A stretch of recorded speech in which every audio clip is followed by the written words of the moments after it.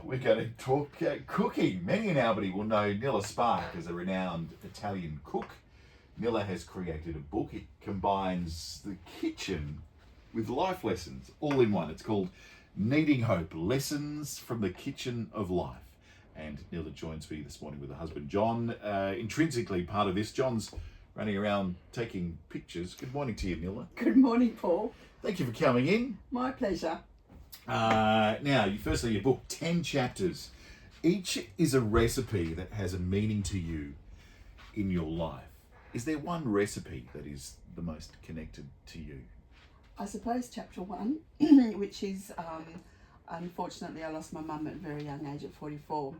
But one of the things that she did just before she passed away, I was there with her, and she took me into the room where she could sit, and she said, "Nilla, come on, let's make cavatelli." My mum and dad started on a Maria restaurant, so it was where the Wood Gallery is now. Yeah. That was an Italian Oh, restaurant. yep. They started the first Italian restaurant, and she had lots of recipes, lots of knowledge. She was an amazing cook, and because she was so young, she was only 44, she wanted to share as much as she could with me before she did pass. So I still remember her sitting at the end of if I close my eyes and see her sitting at the end of the table, and she taught me how to make cavatelli.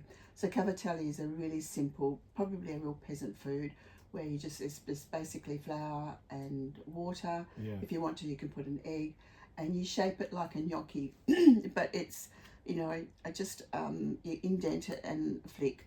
And you see the pastas that have indentation, that's why you have the indentation, because that's where the sauce sits. So it's important to have that. So Mum was sitting there teaching me how to do that, and that was the last recipe, and I suppose the last time that my mum was able to share one of her loves and her passions, which was food, to me. I learnt a lot in her short time with us about food, about generosity, about how food brings people together and the connection.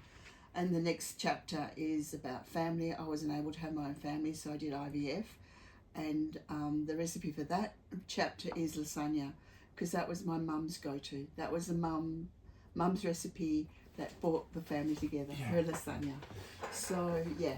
And you mentioned in the book about your kitchen being the sanctuary, and I would imagine your mother obviously plays a big role in that, but obviously before and after that, it's family, it's the coming together, it's the conversation, and it's the memories that are built around that. Because we all remember when we were young, right, going to our grandparents for dinner was always a special occasion, because Nan would always turn on something a bit special, something a little unusual. Yeah. As a young kid, was that always something for you that stuck out as an early memory? Yes. Mum and Dad, they had a little property just near the leisure centre, actually, and they grew all their own produce. So our house was always a place where people used to come together, and Mum used to make the Italian torta, the barbecue would be going. So for me, food is like a celebration, and the pasta and the old wooden stove and the sauce. And the thing that I just remembered now was Mum would put the sauce on the stove, and it'd be bubbling away, and the smell was amazing. So I'd go and get some crusty bread and dunk the bread in the sauce. So so that was a really good memory of mine. Great, thanks, Nilla. I'm now salivating as we chat. Nilla Spark is with me.